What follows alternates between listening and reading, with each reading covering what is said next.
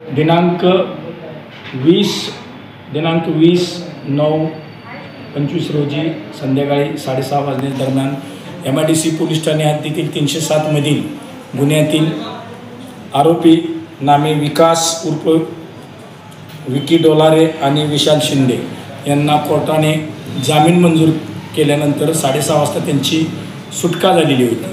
परंतु त्यांच्या समर्थनार्थ MIDC हद्दीतील 12 ते 15 तरुण मुले या ठिकाणी गोळा होऊन त्या ठिकाणी आनंदोत्सव साजरा केला आणि आनंदोत्सव साजरा करून त्याचं व्हिडिओ काढून ते इंस्टाग्रामवर टाकून समाजामध्ये भीती दहशत निर्माण केली होती।